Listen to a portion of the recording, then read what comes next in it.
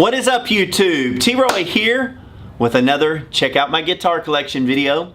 I believe this is number 6 we're doing, and I had told you in prior videos that we were going to do them in groups of 3 because that way it gives me a little time to tell you a little bit about the history on the guitar as far as I know it, and of course tell you how I acquired it, you know, and any backstory I have to any of the guitars, because I didn't want it to be crazy long video, and I have several guitars, and so that's what I'm doing. So this is number 6. If you haven't seen the previous 5, you might want to go back and check those out and, you know, see what cool guitars there are in those, because there's some really cool stuff on those also, and you don't have to watch them in any particular order, but there should be 5 more out before this one came out. So anyway, so this is number 6, and gonna start off with this guitar. Alright guys, the next one is this guy. This is my dad's Gibson L5 Custom. This guitar was made March 22nd of 1979. This thing was in immaculate shape, beautiful guitar. And if you haven't seen the video I did on this guitar about water damage and what water will do to your guitar, this was part of the storms we had here in this area. And of course I told y'all how not only did it crush me, because this was a super sentimental guitar. It was a very valuable guitar, but it was really the sentimentality to it was much greater for me.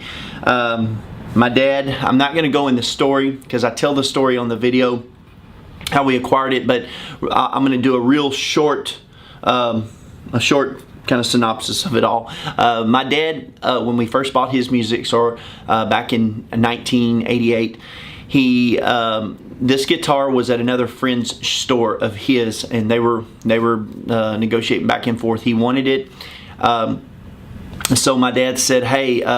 The guy came over to our store. We were a Martin dealer at the time, and he came over and said, "Hey man, I'll tell you what I'll do." We had a Martin, a D35 and a D28 had just came in. They were brand new, and he traded 2 Martin guitars for this guitar at the time. Now, both of those trades were great trades in the end. This turned out not to be, I guess, because of the damage that happened, but the trade itself was a good trade. But more so than anything, my dad loved this guitar. He played the heck out of it, and I loved it too. I used to play it, and this is what happens. People have asked me, "Hey, you're gonna pay to get it restored?" It would cost not only the cost, but to get this restored. But this guitar is literally, I don't even know if it is restorable. It's so bad. The pictures probably don't even do justice on how bad this guitar is.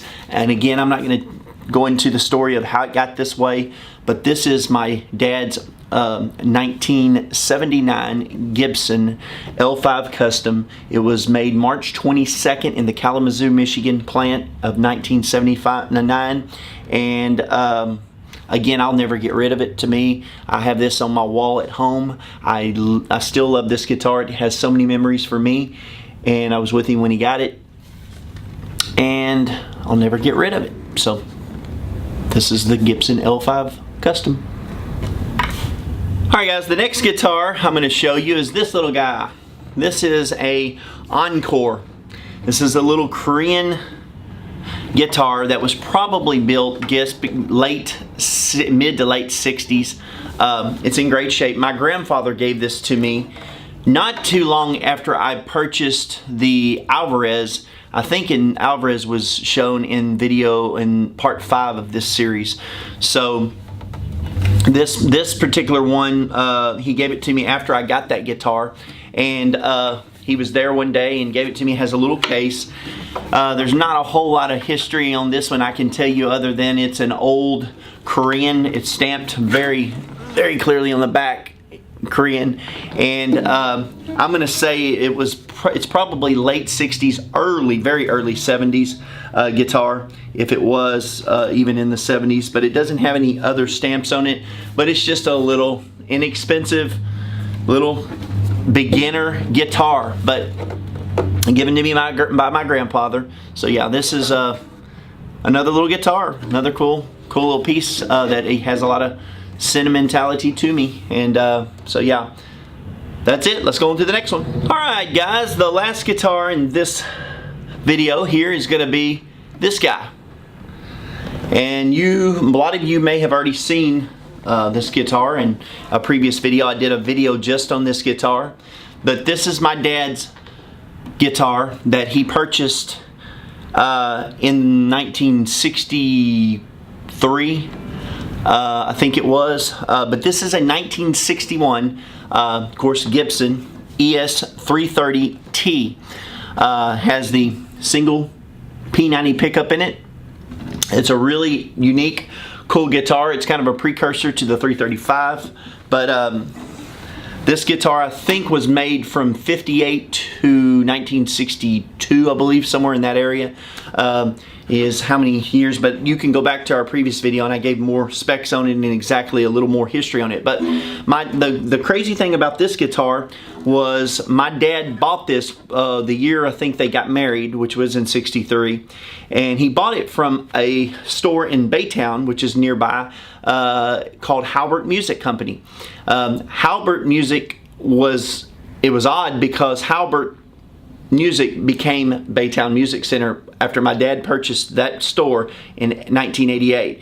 He had no idea in '63 that he would be buying that store one day, but he purchased it in '88, and this guitar was bought there when he and my mother got married, and didn't pay very much for it, and it's worth, you know, considerably more than what he paid for it then. But again, doesn't matter what you pay me for it, I would never get rid of this unless I was unbelievably desperate, and I don't even know that I would even do it then.